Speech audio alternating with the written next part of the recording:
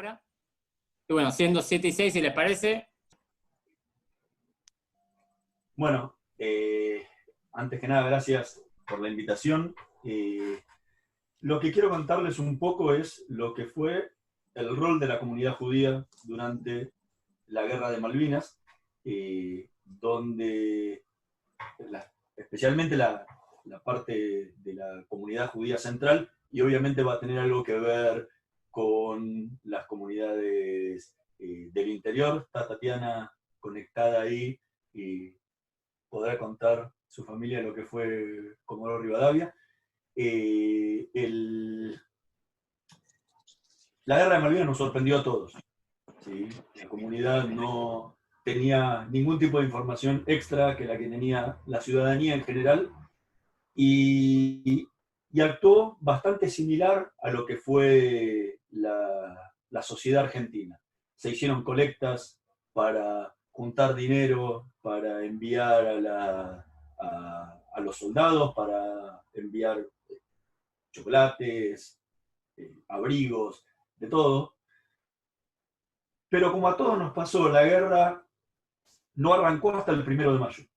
¿Sí? El 2 de abril, que es la fecha que se celebra hoy, fue la recuperación de las islas. Pero hasta ese momento, hay gente acá que vivió la guerra y lo puede recordar mejor, era los famosos discursos de Galtieri en los balcones de la Casa Rosada, el que venga el Principito, si quieren venir que vengan, que le presentaremos batalla, y todas las negociaciones que habían atrás para tratar de evitar una guerra y solucionar los problemas diplomáticamente.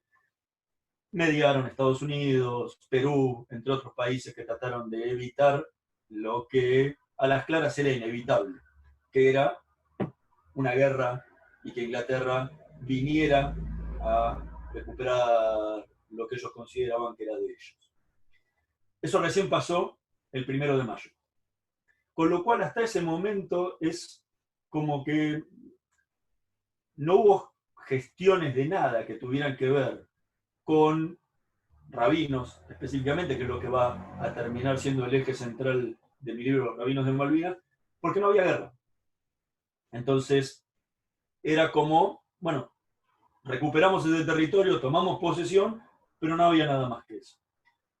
El tema es lo que se desencadena a partir del 1 de mayo, ¿sí? Con el bombardeo a Puerto Argentino y, obviamente, el punto de no retorno, que es el 2 de mayo de 1982 con el hundimiento del crucero General Belgrano. A partir de ahí hay un punto de no hay vuelta atrás, hay guerra. ¿Qué cambia a partir de ese momento? Que obviamente entramos en combate. A partir de ahí, si bien los combates eran diferentes a los que fueron del final de la guerra, porque eran más que nada bombardeos navales y bombardeos aéreos de los ingleses hacia las tropas argentinas, y los bombardeos, obviamente, de la aviación naval y la Fuerza Aérea a los barcos, a la flota naval británica. Recién va a pasar bastante tiempo hasta que se produzca el desembarco inglés en las Islas Malvinas y a partir de ahí empiece el combate cuerpo a cuerpo. Si bien la mayor cantidad de bajas se produjo el 2 de mayo, ¿no? Porque el hundimiento del crucero General Belgrano provocó la mayor cantidad de bajas argentinas durante toda la guerra. Cuando empiezan los combates, empieza una nueva preocupación para la comunidad judía que ya no tenía que ver solamente con juntar dinero y juntar o hacer charlas o hacer eventos o lo que fuera para juntar dinero y víveres o lo que fuere para los soldados, sino que a partir de ese momento empezó una duda, especialmente en el movimiento conservador, que tiene que ver con: tenemos muchachos en la guerra, tenemos judíos en la guerra, hay que hacer algo para asistirlos. Esa fue la premisa que tiró el rabino Baruch Plavnik en una de las reuniones que solían hacerse en la casa del rabino Marshall Meyer después del Shabbat. que se llamaban Kidushito, le decían Kidushito, donde se reunía Meyer con sus principales discípulos y algunas familias de Betel, y ahí Baruch Plawnik le plantea, le dice, las Malvinas son argentinas, tenemos que hacer algo, hay soldados judíos allá, tenemos que tenemos que hacer algo.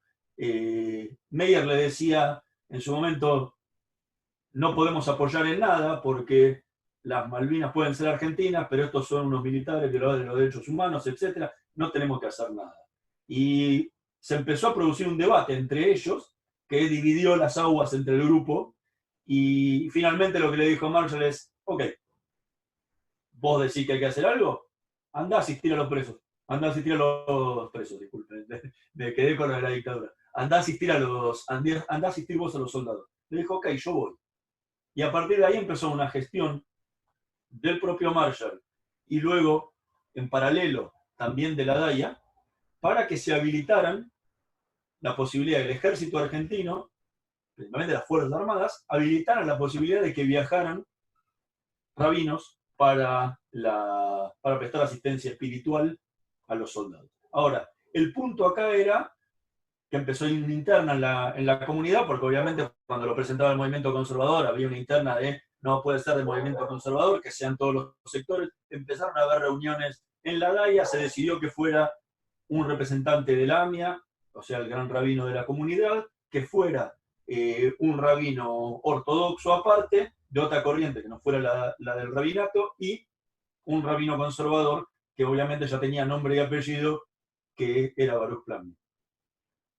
Entre la DAIA y la presión de Meyer lograron que el Estado Mayor Conjunto habilitara la posibilidad de que estos rabinos fueran en su calidad de capellanes.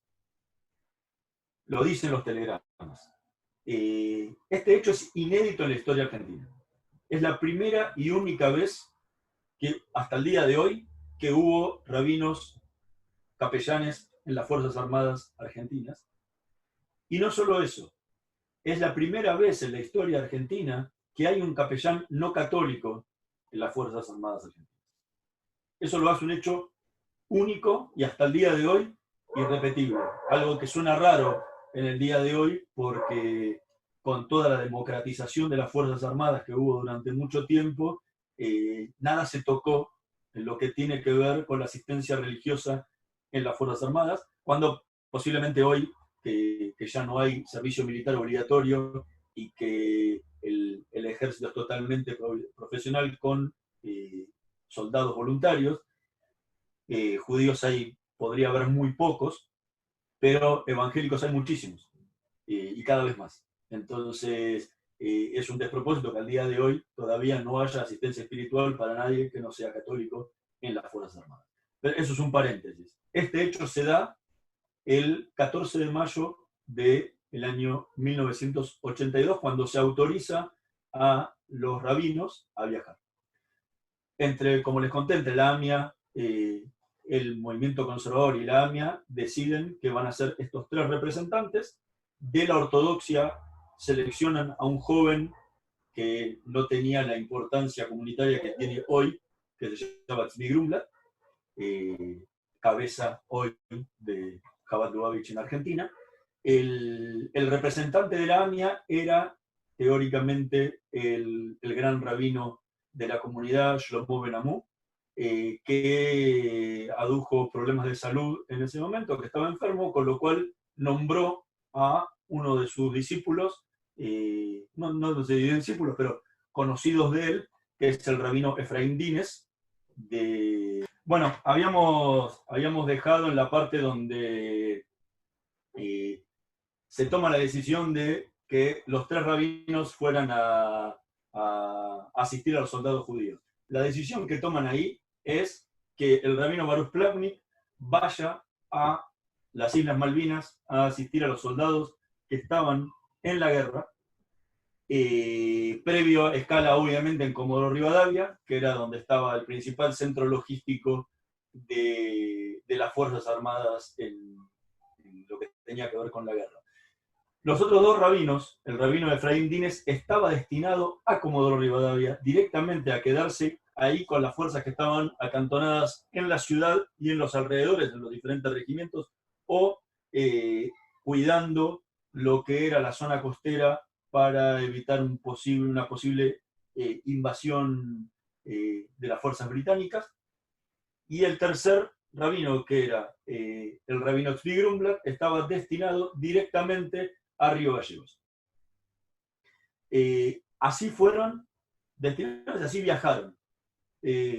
Cada uno llegó a su destino y empezó a trabajar como se podía. Las comunidades de cada una de estas diferentes localidades prestaron mucha ayuda en lo que tuvo que ver con la logística, los contactos e incluso hasta el alojamiento.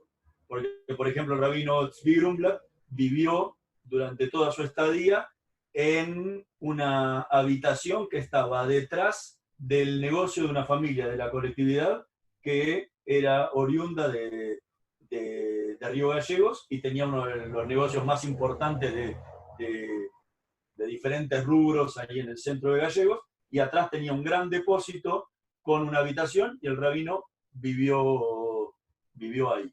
En el caso de Comodoro Rivadavia estaban en un hotel, pero todos los contactos de las diferentes familias, la comunidad de Comodoro era obviamente muchísimo más grande que la de Río Gallegos, prestó muchísima ayuda para conectarlos con las Fuerzas Armadas, para conectarlos con los soldados, porque esa tarea normalmente la venían haciendo desde mucho tiempo antes con todos los soldados que se los destinaba en Comodoro Rivadavia para el servicio militar obligatorio. Recordemos que muchísimos soldados que venían de Buenos Aires y del Gran Buenos Aires, históricamente algunos se los trasladaba a la Patagonia, porque obviamente con la gente del sur no lograban cubrir el cupo de soldados que necesitaban para el servicio militar, con lo cual era normal que soldados de la provincia de Buenos Aires, de Córdoba y de la ciudad de Buenos Aires fueran destinados a la Patagonia, con lo cual esa relación, ese contacto era histórico entre las comunidades. Llega el rabino Baruch Plavnik y empieza todo lo que tiene que ver con el trabajo para poder cruzar a Malvinas, porque era su objetivo. A partir de ahí empieza toda una comedia de enredos, podría decirse, en el que todavía al día de hoy no queda muy en claro cuál fue la razón puntual por la que el rabino Baruch Plavnik nunca llegó a cruzar a Puerto Argentino. Y la orden era el cruce. Yo tengo en mi mano, no tengo acá para mostrárselo porque está guardado en mis archivos, el documento donde dice que él debe llegar ahí, el documento donde notifican al general Mario Benjamín Menéndez que el rabino va a viajar. Y tengo aparte el pedido de Mario Benjamín Menéndez donde le solicita a todos los comandantes de unidades desplegadas en las islas, porque no estaban todos en Puerto Argentino, estaban diseminados en muchos sectores, que hicieran un censo de soldados judíos para que cuando viniera el rabino, poderlos reunir a todos, algo que no lo dice, pero seguramente sería en Puerto Argentino, para que él pudiera prestarles asistencia espiritual. A diferencia de los soldados católicos, pueden imaginarse que como había 3 acá, 2 en otro lado, 1 en otro lado, iba a ser muy difícil que el rabino fuera posición por posición asistiéndolos a todos, ¿no? Con lo cual centralizarlos era más fácil. Con los católicos no había problema porque católicos habían todas las unidades, con lo cual incluso viajaban con sus propios capellanes, los curas que eran capellanes en las unidades en el continente originalmente. O sea que el despliegue para que llegara Baruch Plavnik estaba hecho. Lo que faltó es que cruzara. Entre las razones hay varias. Una es una cuestión táctica. La primera cuestión es que el 14 de mayo ya estábamos en plena guerra. No nos olvidemos que la guerra empieza el 1 de mayo y llega hasta el 14 de junio. O sea, el 14 de mayo estábamos en el medio de la guerra. Y Argentina había hecho una maniobra bastante inteligente que tuvo que ver que cuando los ingleses bombardearon la pista de aterrizaje de Puerto Argentino el 1 de mayo, las tropas argentinas, la Fuerza Aérea, la camufló lo suficiente como para que pareciera destruida e inutilizable, para evitar que los ingleses siguieran bombardeándola y que los aviones pudieran seguir llegando. Como no estaban ahí, eran todas sobrevuelos satelitales o sobrevuelo de los aviones, se parecía como que estaba inhabilitado. Eso permitió que hubiera un puente aéreo logístico hasta el último día de la guerra con los aviones de la Fuerza Aérea Argentina. Esto, ¿qué pasaba? Al rabino Baruch Plawnik le dijeron en Comodoro Rivadavia que él iba a cruzar con el avión de la Cruz Roja, porque él era un civil y ellos solamente cruzaban militares y todo lo que tuviera que ver con pertrechos militares. Y como él era un civil, no lo hacía. Una gran mentira, porque los periodistas que cruzaron a las islas eran civiles y cruzaron en los aviones de la Fuerza Aérea. Por el otro lado, el avión de la Cruz Roja, había gente de la Cruz Roja Internacional, si no me equivoco eran suizos, alemanes, que estaban en Comodoro Rivadavia, han llegado a Comodoro Rivadavia a la espera de este avión que iba a cruzar. Un avión de la Cruz Roja necesita en toda guerra un salvoconducto, ¿sí? O sea, que las dos partes se comprometan a no bombardearlo. El punto clave acá era, los ingleses le daban el salvoconducto, pero los argentinos decían, si yo tengo la pista inutilizada de Puerto Argentino y va a cruzar un avión de la Cruz Roja y va a aterrizar en Puerto Argentino, eso implica que la pista no está inutilizable, y al día siguiente de que sale el vuelo de la Cruz Roja, bombardeaban la pista de vuelta, y eso hubiera terminado con todo el puente aéreo que había entre el continente y las islas. Por esa razón dilataron la autorización, que nunca llegó. El avión de la Cruz Roja nunca cruzó.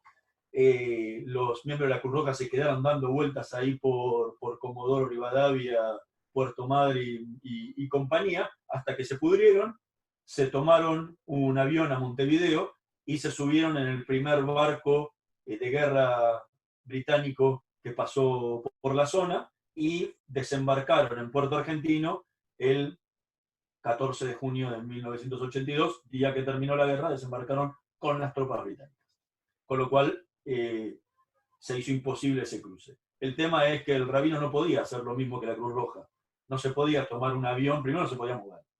Segundo, no se podía tomar un avión a Montevideo y subirse con las tropas británicas para ir a prestarles asistencia espiritual a las tropas argentinas. Era una locura. Con lo cual, Baruch Plawnik se tuvo que quedar en Comodoro Rivadavia y toda su función la ejerció en esa ciudad.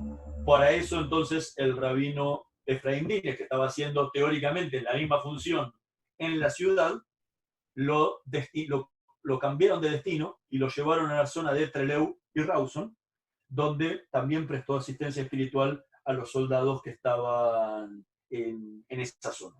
Y la comunidad judía de esas ciudades también le prestó una gran ayuda para que pudiera cumplir con su función. ¿Qué pasa ahí? El primer día que llega Baruch Plawnik, no me acuerdo si creo que era un jueves, y se veía que obviamente iba a pasar varios días en la ciudad. Entonces le dijo al coronel Solís, que era el que estaba encargado de todo el centro logístico ahí del ejército en Comodoro Rivadavia, le dijo que si había soldados judíos ahí en la zona, y siendo que se acerca el Shabbat, sería bueno hacer una ceremonia con ellos. Ahí entra a jugar la comunidad de Comodoro Rivadavia, que les mostró que tenían una especie de salón que utilizaban para usos múltiples, que hacía las veces de sinagoga desde hacía muchísimo tiempo. Y fue ahí que fueron los soldados a limpiarlo, porque hacía mucho tiempo que en ese momento que estaba cerrado, y es donde se realizó el primer Kabbalat Shabbat de la historia de las Fuerzas Armadas Argentinas. Acá les quiero compartir, estoy viendo cómo hacer para compartirles alguna imagen de lo que fue esa ceremonia. Se las muestro. La foto esta que ven acá, que se ve un poco con reflejo y compañía, e invertida obviamente porque están mirando el libro, esa es la foto de la primera ceremonia de Kabbalat Shabbat que se hizo en la historia de las Fuerzas Armadas. El que ven acá, el de barba, obviamente, y traje, es el rabino Baruch Plavnik, y los demás son soldados que estaban acantonados en Comodoro Rivadavia. Para eso también el rabino había llevado un montón de Sidurim del seminario rabínico, que tuve la suerte en 2011, 2010, de viajar a Comodoro y estar en ese mismo lugar, y que estuvieran exactamente esos mismos Sidurim en lo que fue la sinagoga de Comodoro. Obviamente que para las Fuerzas Armadas, y hay una foto específicamente porque obviamente el ejército argentino, ¿qué hizo? Aprovechó esa situación para llamar a la prensa a que asistiera a esa ceremonia y mostrar obviamente cuán abiertos religiosamente eran las Fuerzas Armadas Argentinas en medio de la guerra. Esa foto que yo les mostré fue tapa del diario Clarín, salió en absolutamente todos los medios nacionales más importantes, diarios y revistas. Esa foto que yo les mostré ahí es una foto que encontré en el archivo del diario de la revista La Semana, pero encontré en todos lados fotos exactamente iguales, y algunas otras inéditas que, si después encuentro la forma de compartírselas para que las vean, son históricas e increíbles, que eso estuviera pasando en medio de la guerra. A partir de ahí, esto se fue repitiendo todas las semanas, y como a diferencia de lo que pasaba con los capellanes que cumplen sus funciones en las Fuerzas Armadas en específico, cada uno lo cumple en su unidad y es su trabajo del día a día, el rabino era un miembro de su propia comunidad, y si viajaba a la Patagonia a prestarle asistencia espiritual, obviamente no estaba en su comunidad. Y a diferencia de lo que pasa hoy, muchas de esas comunidades no tienen dos rabinos. ¿Sí? El caso de Betel era uno particular, porque obviamente estaba Marshall como rabino principal, pero el caso de Chabad no era así. Tzvi era el personaje más importante en ese momento, como ahora, pero no tenía reemplazo. Y el rabino Efraín Dines estaba en su propia comunidad también y tampoco tenía reemplazo. Con lo cual, ¿qué se hizo? Una aposta. Se decidió que los rabinos estuvieran 15 días y a los 15 días hubiera un reemplazo que fuera en su lugar. En el caso de Baruch Plavnik, su posta la hizo el que en ese momento era el rabino de la comunidad de Córdoba, de la Unión Israelita de Córdoba, el rabino Felipe Yaffe. El caso de Tzvi Grumblat, su reemplazo lo hizo su hermano Natán Grumblat. Y el caso de Efraín Dines, volvía a Buenos Aires, iba a retornar nuevamente él hacia la Patagonia, pero finalmente nunca lo hizo. Y la zona de Trailer Rawson quedó sin asistencia espiritual. Datos interesantes que pasaron en esta cuestión: muchos soldados aprovecharon esta oportunidad para hacer su bar mitzvah. Fue un momento realmente muy emotivo para los soldados que lo recuerdan. Hablé con muchísimos de aquellos soldados que estuvieron en la Patagonia, y recuerdan con muchísimo cariño. Incluso me dieron cartas de ellos cuando le escribían y les contaban a sus familiares lo que estaban viviendo con los rabinos en la Patagonia. Y para ellos era una cuestión muy importante. ¿Por qué?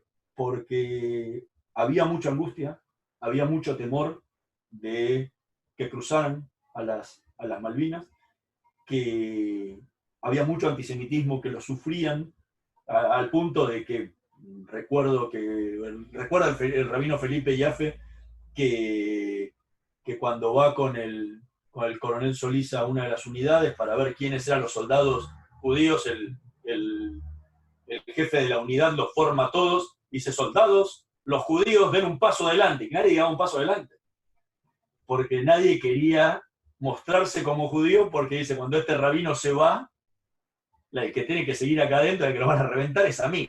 Entonces, como que no querían hacerlo, y bueno, y él empezó a charlar con ellos, y finalmente se fueron identificando y se fueron separando a un costado para ir charlando primero en grupo y luego personalmente. Por otro lado, lo interesante también era que los propios rabinos no sabían qué hacer. Ninguno sabía qué hacer. Los más ortodoxos buscaron textos de rabinos que fueron capellanes durante la Primera Guerra Mundial y parte sobre la Segunda Guerra Mundial. Un par de rabinos, ahora no me acuerdo el nombre puntualmente, muy famosos, en Polonia, y que contaban algo de lo que habían hecho en su momento, pero nadie sabía qué hacer. La realidad es que no había un manual del capellán. Y si lo había en otros países, porque la verdad capellanes rabinos hay en muchos países del mundo, especialmente en Estados Unidos, en Francia, en Inglaterra, e históricamente lo han estado, con lo cual, pero nada, esto era una cuestión de improvisación, las comunicaciones no son las comunicaciones de esta época, y, y por lo menos lo que me contaba cada uno de ellos, lo más importante era hablar con ellos. Algunos decían: utilizamos nuestra experiencia de Madrid y nos sentamos con los chicos y como si fuera una peulá, y a sentarse a charlar con ellos y ver qué era lo que necesitaban en grupo, y luego charlar con cada uno personalmente para que pudieran tener un contacto más personal por si querían hablar temas que no querían compartir con los demás. Pero el resultado fue un gran cable a tierra. Y aparte permitirles abstraerse de esa realidad que era la guerra. Los que estaban en Río Gallegos, por ejemplo, contaban que el rabino Tzvi Grumblat los llevó a hacer un Kabbalat Shabbat en ese galpón en donde él vivía. Entonces el ejército los trasladó a todos el viernes antes del Shabbat, los llevó a todos hasta ahí, y ellos se quedaron con el rabino varias horas fuera del regimiento. Dice: hacía mucho tiempo que no podían salir del regimiento, desde que había empezado toda la movilización de Malvinas. Comer algo rico, sentarse, charlar, y no estar con la cabeza de los militares mirándolos a ver qué hacían o qué no hacían. Esa fue su única... Era un momento de abstraerse de la guerra, y fue muy importante para ellos tener esa oportunidad de hacer. Lo mismo pasaba en Comodoro Rivadavia, donde muchos le daban cartas a los rabinos que sabían que iban a volver a Buenos Aires para que les enviaran a sus parientes, porque en sus cartas no podían escribirles la verdad, porque tenían miedo que pasara por la censura de los propios militares, entonces no podían contar lo que estaban pasando tampoco. Así que aprovecharon a los rabinos o les dieron los teléfonos de sus familias para que cuando ellos volvieran llamaran a sus parientes y le dijeran que estaban bien, que se habían reunido con ellos. Porque la realidad es que en Buenos Aires, o en el interior, o en todos los lugares donde tenían soldados, tanto desplegados en la Patagonia como en la guerra, pasaba lo mismo. Los padres no sabían nada y la angustia era muy grande sobre lo que realmente estaba ocurriendo en la zona. Con lo cual, esta posibilidad les trajo un poco de alivio no solo a los soldados, sino también a las propias familias, que también, algunos a sabiendas de que de que estos rabinos viajaban, no todos se enteraron, pero muchísima gente se enteró, también le mandaron cosas para los propios soldados: si llegás a estar con tal, entregale esto o darle las otras cosas. La cuestión fue que todo lo que fue el servicio de los rabinos duró hasta el 14 de junio, día en que concluyó la guerra, cuando el general Mario Benjamín Menéndez se firma la rendición en Puerto Argentino ante el general Alexander Haig. Disculpen, Jeremy Moore. Dije mal. A partir de ahí empezó otra historia. Era, si se había logrado esto, ¿por qué no continuarlo? Hubo un grupo de personas en la DAIA que se dedicaron el primer tiempo a tratar de ver de la forma de continuar con esta cuestión, pero al tiempo la realidad argentina terminó llevándose por delante cualquier iniciativa. Todo lo que tuvo que ver con a partir de la guerra empezó a acelerarse cada vez más la transición hacia la democracia, y obviamente cuando empezó todo esto nadie quería quedar pegado a los militares. Entonces las autoridades de la DEA desistieron de seguir con esto, porque de haberlo hecho hubieran quedado pegados con todo lo que tenía que ver con la dictadura. Recién se reflotó en los 90 la idea de crear una capellanía rabínica en las Fuerzas Armadas. Lo encaró en ese momento el rabino Ángel Kreiman, que durante muchos años fue rabino en Chile, y se terminó esa idea en dos fechas bastante cercanas una de la otra. La primera se terminó cuando el gobierno de Menem decidió que suspender, mejor dicho, el servicio militar obligatorio, con lo cual la presencia de judíos en los regimientos pasó a ser casi nula. Y por el otro lado terminó el día del atentado a la AMIA, cuando falleció la esposa del rabino Ángel Kreiman y decidió alejarse de todas esas cuestiones, y finalmente nunca más se volvió a retomar. Yo tiempo después, cuando estaba preparando el libro, les pregunté a los funcionarios de entonces del Ministerio de Defensa cómo era que en pleno siglo XXI las Fuerzas Armadas todavía seguían siendo tan discriminatorias con las otras religiones.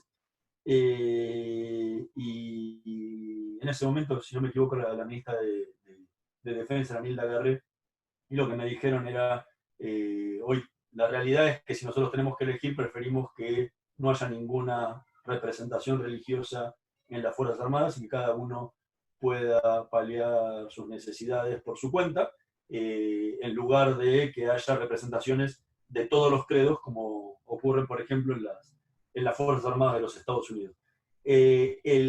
Finalmente, la explicación es, pero más allá de una cosa o de la otra, tenemos muchos frentes abiertos en este momento, y no es una guerra que queramos pelear en este momento con el Vaticano, y obviamente hoy menos que menos. Cuando yo hablé con capellanes rabinos que existen en la actualidad en el Servicio Penitenciario Nacional y en la provincia de Buenos Aires, hay rabinos de todas las corrientes asistiendo a los presos judíos en las cárceles. Uno de ellos me dijo, esto lo hablé muchas veces con el cardenal Bergoglio en su momento, y él me dijo, yo no tengo ningún problema en firmarles cualquier documento que sea para apoyar que haya rabinos en las cárceles argentinas oficialmente, porque como pasó en la guerra y al día de hoy pasa en las cárceles también, el sueldo de los rabinos que asisten a los presos lo paga su propia comunidad, a diferencia de los capellanes que prestan servicio en las Fuerzas Armadas y en el servicio penitenciario de la Iglesia Católica, que los paga el Estado argentino. Yo no tengo ningún problema de firmar una carta para que lo hagan de la misma forma para los rabinos, pero el problema es que atrás de ustedes vienen los evangélicos, y eso yo no lo voy a permitir nunca. Bueno, finalmente eso no ha cambiado nada, y hoy en día, con Bergoglio siendo papa, menos todavía. Lo interesante acá, y como cierre, después abrimos a preguntas para lo que quieran consultar ustedes, es qué nos pasó como comunidad. Porque en esos en ese mes y medio que duró, esos 2 meses y medio que duró, un mes y medio que duró la guerra y 2 meses y medio que duró el conflicto de Malvinas, la comunidad mostró un interés muy grande por los soldados, inmensamente grande. Desde juntar, como dije antes, comida, ropa, dinero, lo que fuera para enviarles, como después insistiendo para que se logre un hecho histórico que es que haya capellanes, rabinos, prestándole asistencia espiritual a esos soldados. ¿Qué pasó? Que a partir del 15 de junio de 1982 nos olvidamos de ellos para siempre. O sea, ¿qué ocurrió? Que nunca a ningún dirigente comunitario se le ocurriera pensar y decir, ¿habrá habido algún soldado judío en las Malvinas? Los de la primera época que venían del 82 lo sabían fehacientemente, porque obviamente habían hecho todo eso para prestarles asistencia, pero las generaciones que vinieron después de ellos y que no la habían vivido, posiblemente no lo supieran, pero nadie se hizo esa pregunta. Y si se lo hubieran hecho, nunca se preguntó ningún dirigente comunitario, ¿necesitarán algo estos muchachos? ¿Estarán bien? Y después, cuando se fueron conociendo las realidades de los soldados con el correr de las décadas, más todavía. ¿Qué pasó con los 5 rabinos que volaron a la Patagonia y estuvieron en contacto directo con los soldados que estuvieron en el continente? Nunca se preguntaron qué es lo que pasó con estos soldados que estuvieron en la guerra. Las explicaciones fueron muy diversas, pero la realidad es que cada uno volvió a sus actividades diarias, a sus problemáticas diarias, y los soldados quedaron olvidados. Quedaron olvidados y atravesando un sufrimiento muy grande durante toda su vida, al igual que lo pasaron todos los veteranos de guerra de Malvinas, sin importar credo. El punto es que es una pregunta que nos hacemos durante mucho tiempo como sociedad y que nunca se había hecho públicamente dentro de la comunidad, es ¿qué nos pasa como comunidad? ¿Y qué nos queda por aprender de esto? Que vivimos tan intensamente un tema y luego que pasó ese tema nos olvidamos para siempre y dejamos abandonados a su propia suerte a gente que está sufriendo y necesitando muchísimo. Algunos de ellos fueron a golpear la puerta de la AMIA, nunca les dieron bola, y finalmente desistieron y no participaron nunca más. Durante décadas, ningún colegio judío llevó a soldados judíos o de cualquier credo a hablar del tema Malvinas. Obviamente que el tema Malvinas fue mala palabra durante mucho tiempo, luego el levantamiento de Semana Santa y el día que Alfonsín dijo que eran héroes de Malvinas los que estaban en el regimiento, terminaron todos metidos dentro de una misma bolsa y los soldados pasaron a hacer lo mismo que los militares, con lo cual la sociedad los separó más todavía. La realidad es que esta herida era algo que yo les preguntaba a los soldados, a cada uno de los soldados que iba, tanto los que estuvieron en el continente como los que estuvieron en las islas, y especialmente a los que habían combatido, les preguntaban ¿qué es lo que te falta? ¿Y qué es lo que te gustaría que tu comunidad haga por vos?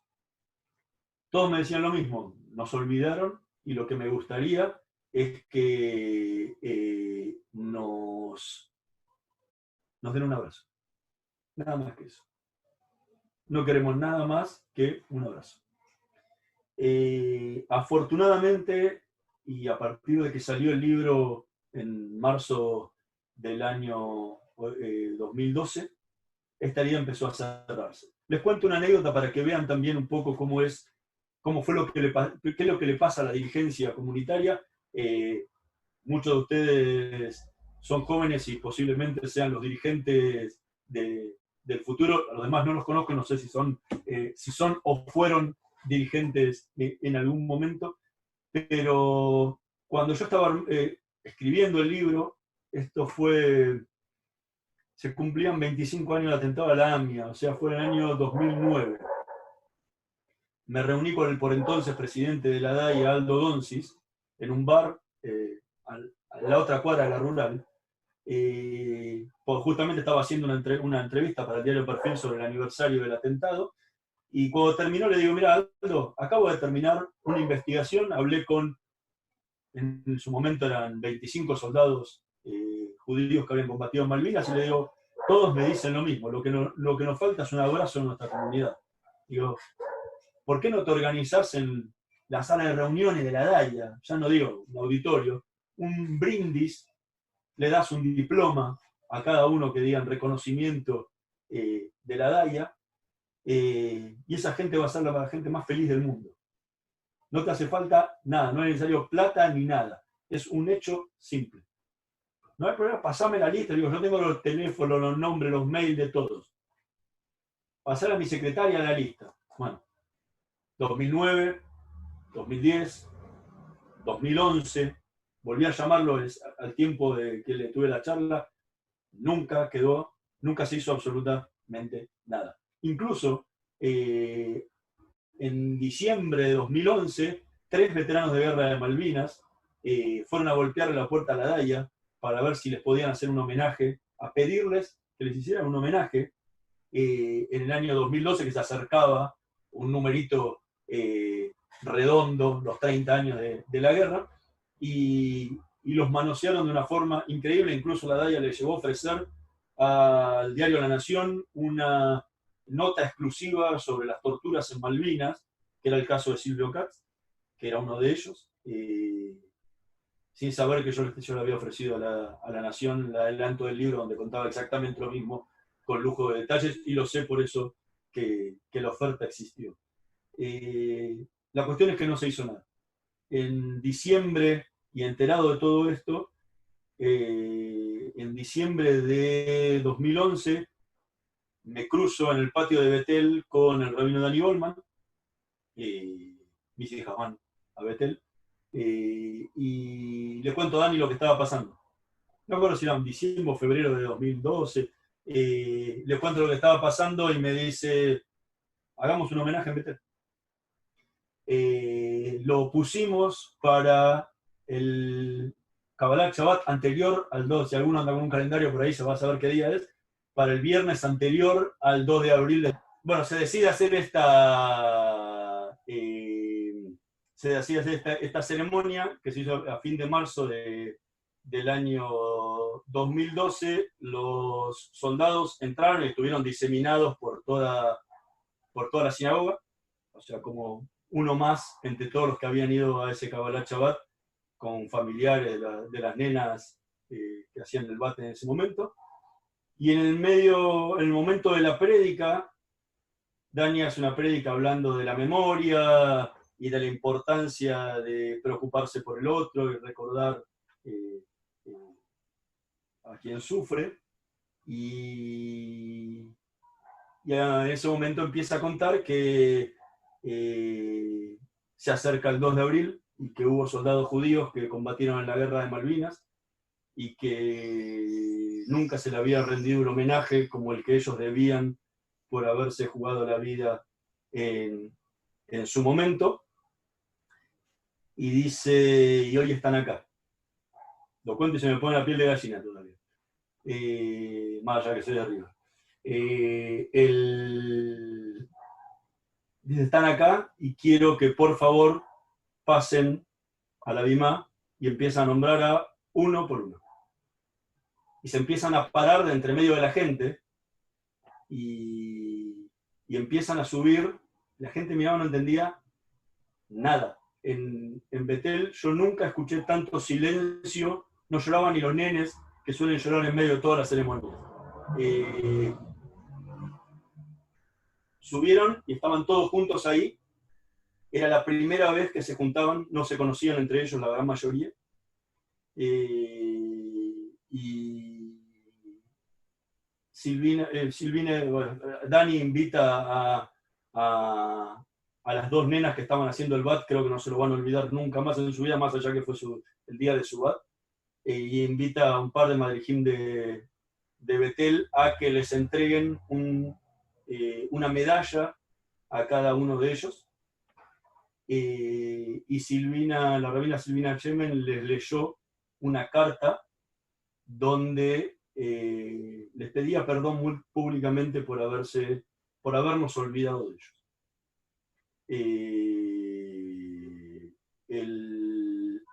Ese día yo estaba parado atrás de todo y veías a la gente, lloraban, todos.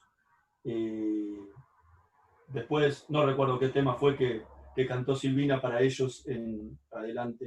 Estaban todos parados en un semicírculo atrás de la Bimá, al lado de la Arona Kodesh, y bajaron cada uno después a su lugar. Y fue algo único. Y para ellos lo recuerdan como un momento único en su vida.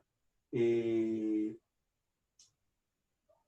un momento hablé con la gente de la AMIA, porque la DAIA seguía tratando de utilizarlos a los soldados para sus fines políticos, y le conté la situación y la AMIA dijo, ok, vamos a hacer un homenaje nosotros entonces, y la DAIA no lo va a hacer. Y se hizo un homenaje en el auditorio de AMIA, y finalmente el último homenaje oficial de los grandes de ese momento fue el que le hizo la DAIA, en el que participó en ese momento invitado el cardenal Bergoglio. La realidad es que era eso lo que estaban buscando, y era eso lo que necesitaban.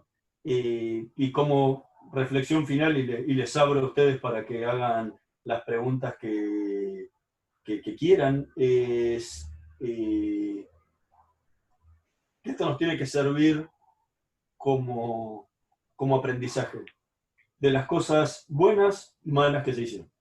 Las cosas buenas es cómo como comunidad pudimos lograr algo que en la historia nunca se había conseguido, y la mala es que la historia no termina el día que el evento termina, sino que la gente que es protagonista permanece con esa cuestión y ese problema durante toda su vida.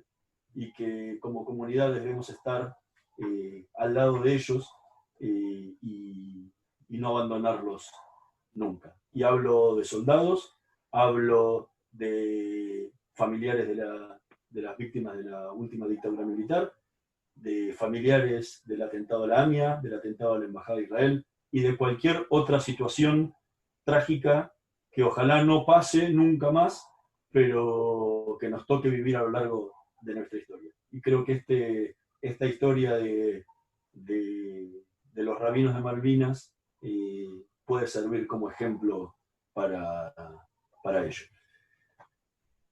Abran los micrófonos, y de a uno, por favor, porque escucho a uno a la vez, pregunten lo que quieran y lo que pueda responder, con todo gusto. Pero antes que todo, lo mismo que la vez pasada nos parece bueno, es un aplauso simbólico entre todos juntos, y más que nada también por bancarte un poco la desprolijidad de este caso, que creo que en este caso son entendibles, pero bueno, un aplauso, por la verdad se notó la calidad y además la calidad humana de cómo abordar el tema. Yo no puedo. Así que ahí.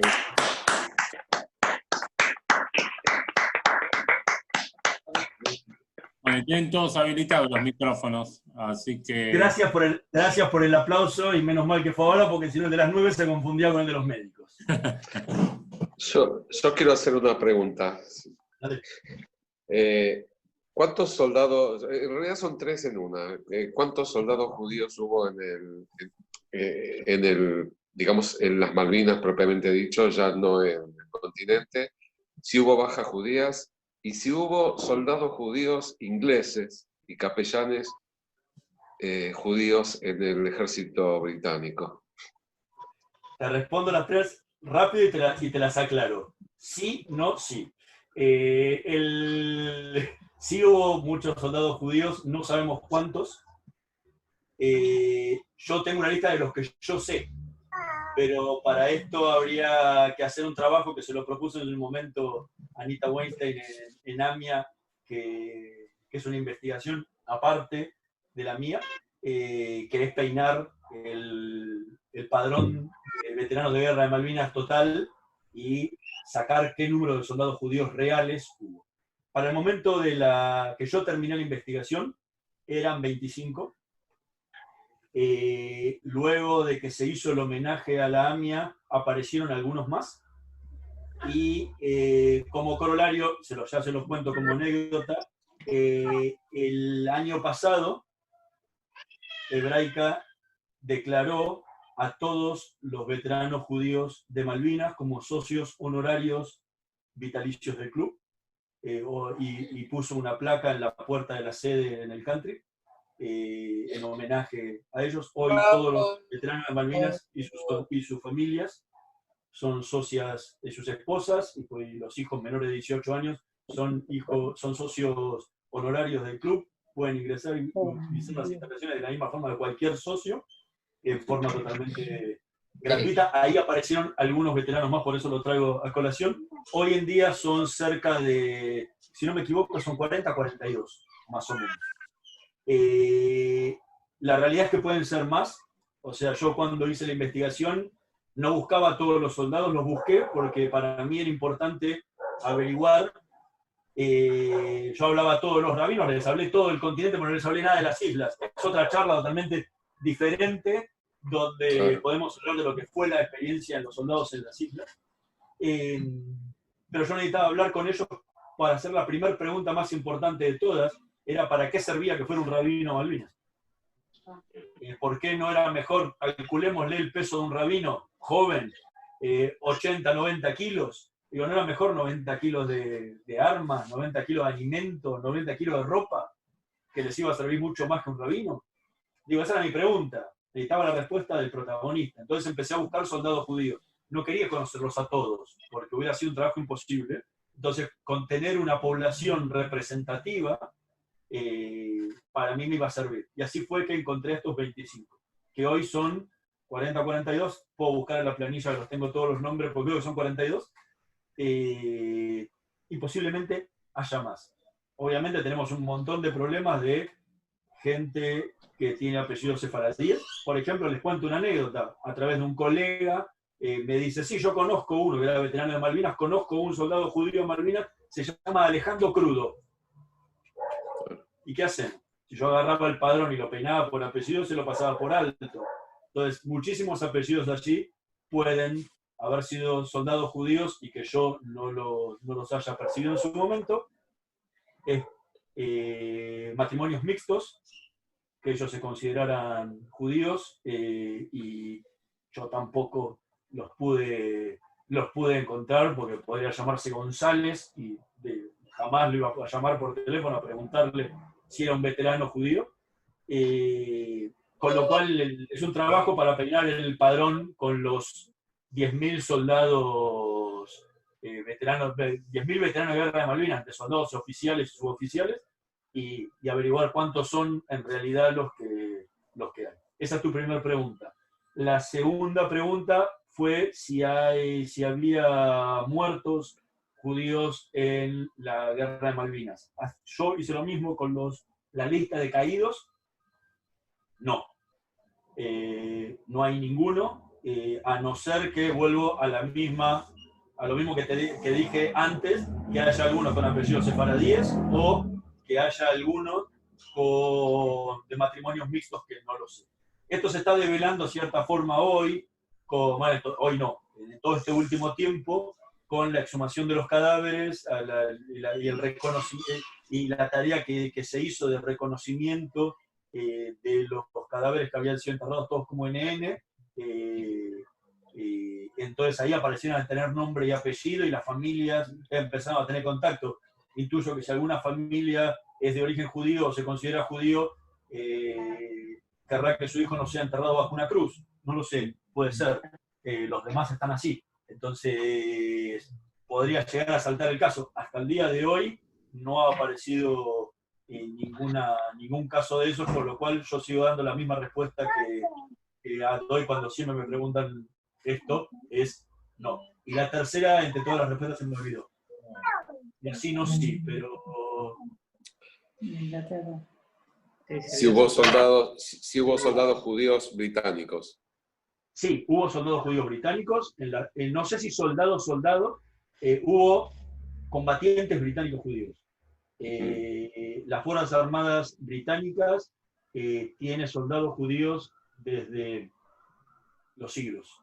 Hay rabinos capellanes oficialmente en las Fuerzas Armadas británicas desde hace siglos, con lo cual sí los hubo. Hay una especie, no sé si alguna vez lo recibieron en estas cadenas de WhatsApp que aparecen dando vueltas, la historia de un soldado judío argentino que se encuentra, que no sabía decir el Shema y se lo enseña a un soldado religioso en el avión que va entre Comodoro Rivadavia y Puerto Argentino, y cuando estaba combatiendo y se encuentra al límite de la muerte, se pone a rezar el Shema y el soldado que lo estaba apuntando le responde con la segunda parte del Shema y en un inglés judío y compañía. Bueno, yo intenté buscarlo, no existe el soldado argentino, no existe el soldado inglés.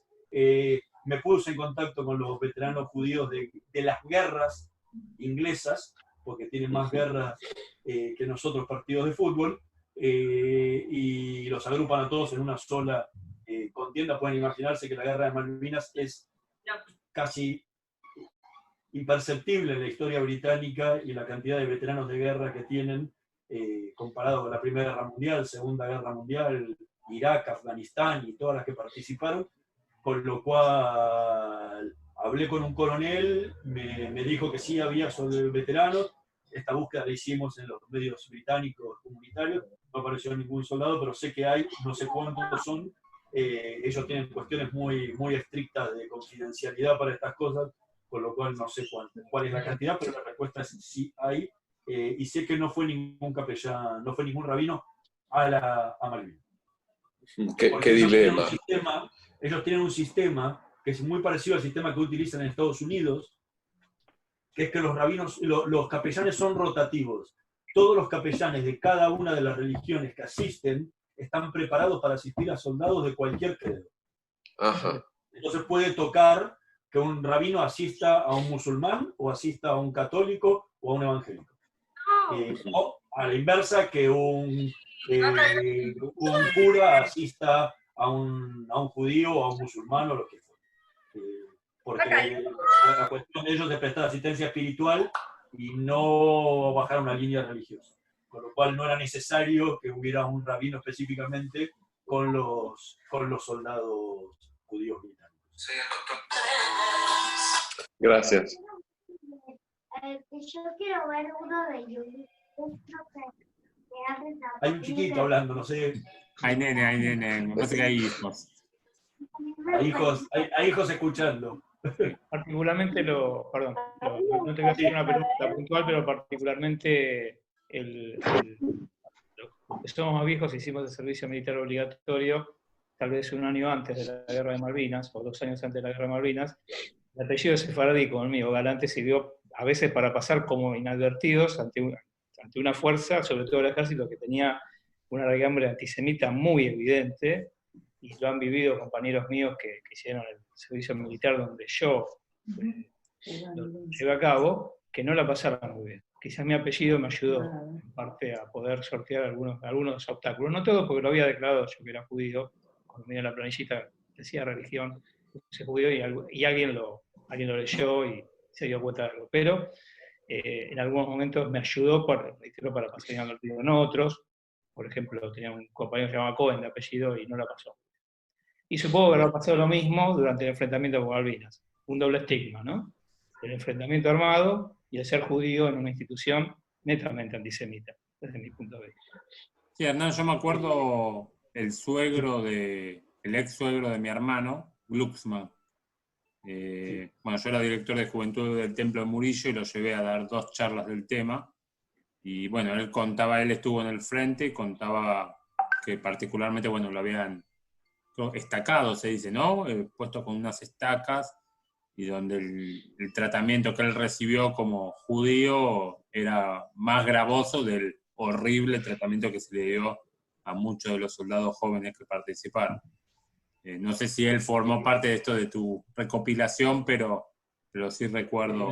En la original no, en la de hebraica sí. O sea, lo que dicen ambos es así. La guerra de Malvinas, y esto lo explico cuando hablo del antisemitismo siempre en Malvinas, la guerra de Malvinas tiene una particularidad. La mayoría de los militares, o muchos de ellos, no voy a hablar nunca de todos, porque es generalizar algo que no ocurrió, no entendió a ciencia cierta que estaban en un campo de batalla cuando llegaron a las islas el 2 de abril o los días sucesivos cuando fueron desembarcando los diferentes contingentes de tropas argentinas, no se daban cuenta de que ya no estaban más en el regimiento. Pero ellos seguían tratando a los soldados de la misma forma que los trataban en el regimiento. Entonces todo eso que Gustavo vivió en su servicio militar unos años antes de la guerra, le pasaba a los mismos soldados que fueron a Malvinas en sus regimientos y les siguió pasando en las unidades desplegadas en las islas. Y esto es así. El oficial que era profesional y trabajaba profesionalmente en el regimiento lo siguió siendo en las islas. El que te bailaba y era un antisemita siguió siendo antisemita y seguía bailándote en las islas. Durante la guerra hubo muchísimos oficiales, suboficiales que lucharon muy profesionalmente y dieron todo lo que tenían, y otros que fueron cobardes y que maltrataron a sus propias tropas, sin importar credo, porque hay un excelentísimo libro que se los aconsejo leer a todos los que les interese lo que fue la tortura en Malvinas, que se llama Lágrimas de Hielo, de una amiga y colega, Natalia Nievieskiver, que salió también en el 2012, y cuenta todas las torturas que sufrieron los soldados en Malvinas, sin importar el credo. Obviamente que los judíos pagaban un precio especial por ser judíos, y hay muchísimos casos, yo los narro en el libro con detalle a muchos de ellos, donde eran torturados simplemente por ser judíos. Pero vuelvo, es esa misma gente que en el regimiento les hacía lo mismo. No cambió la situación.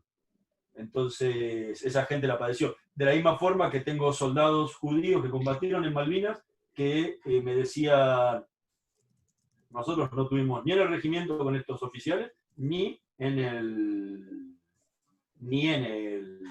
campo de batalla después problemas de antisemitismo. Fue como todo, una cuestión personal para todas las unidades. O sea, hablar de que las Fuerzas Armadas torturaron a los soldados es hacer una generalidad que es totalmente irreal. Hubo casos que lo hicieron, y hubo casos que lo hicieron incluso con los soldados judíos. Si te parece, hacemos la última pregunta para el respeto de tiempo, que Hernán Kleiman levantó la mano. No sé cuánto más quieren preguntar, si no hay un par, no hay problema. Dale, ahí Hernán Kleiman. Perdón si escuchan gritos, es la nena que tengo acá. Era él el culpable.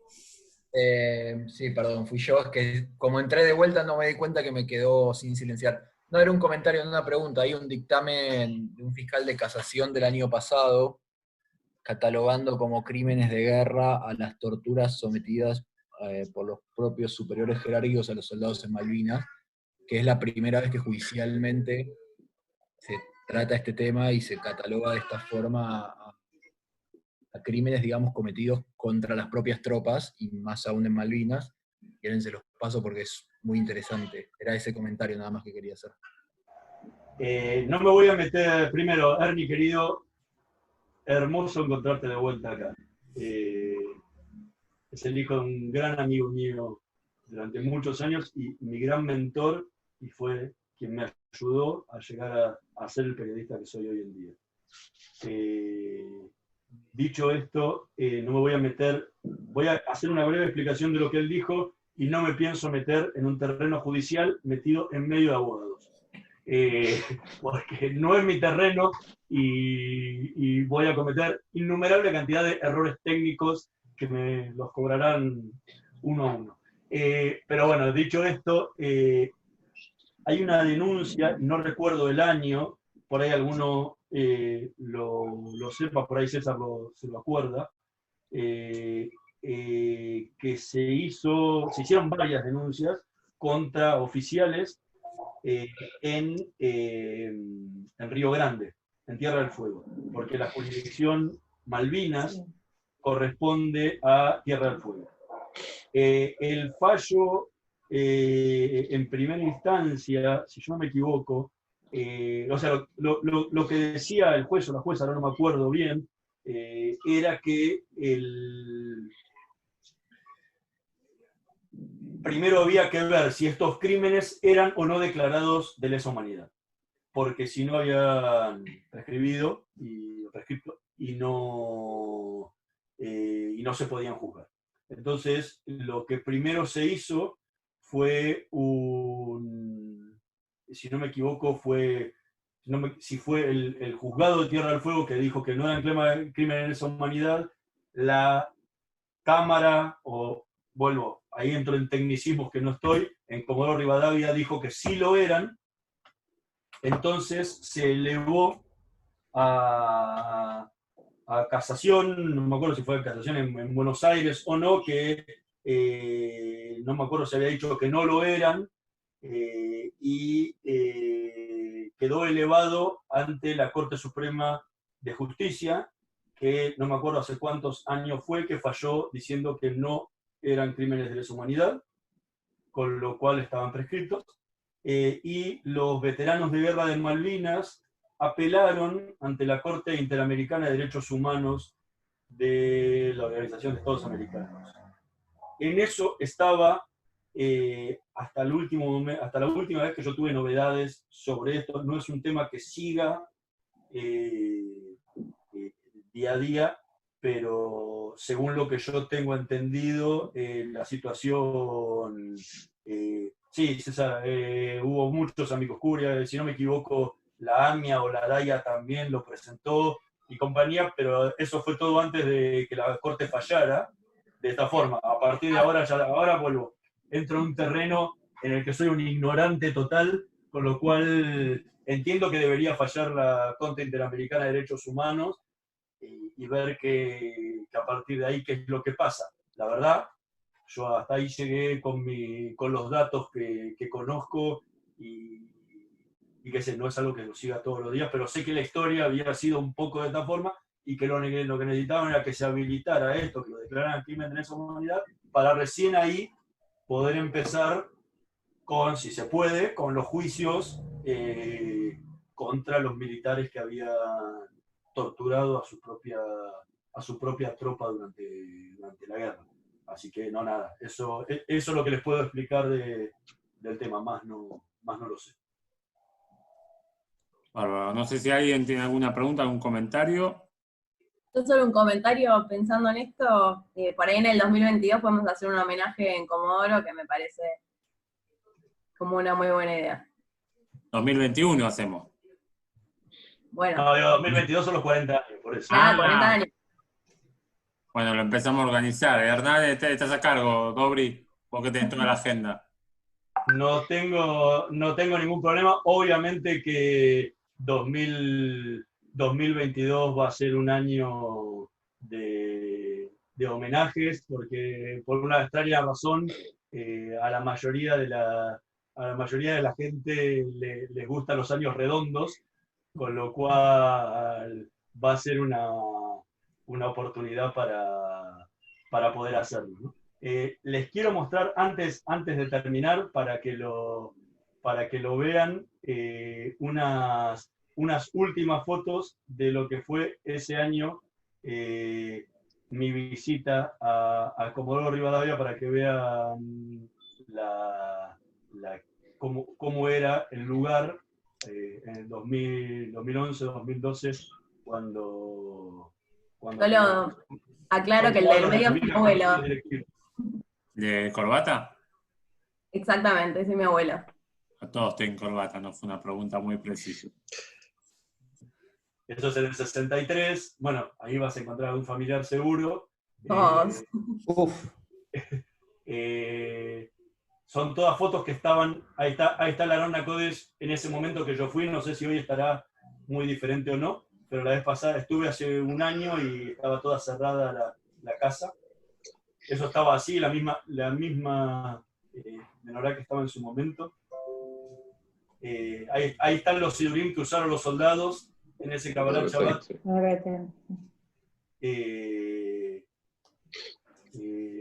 Fíjense, lo fui abriendo a uno, eran todos los que habían llevado. Bueno, no giré la foto. Ahí está.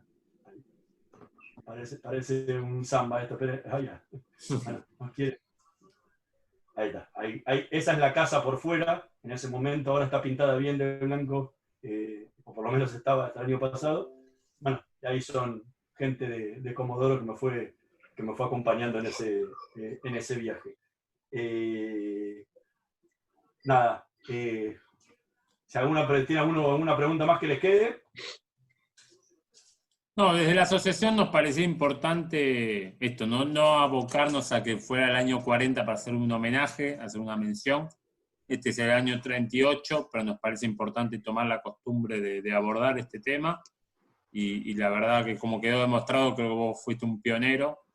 Así que nada, me parece que fue un honor compartir este momento con vos.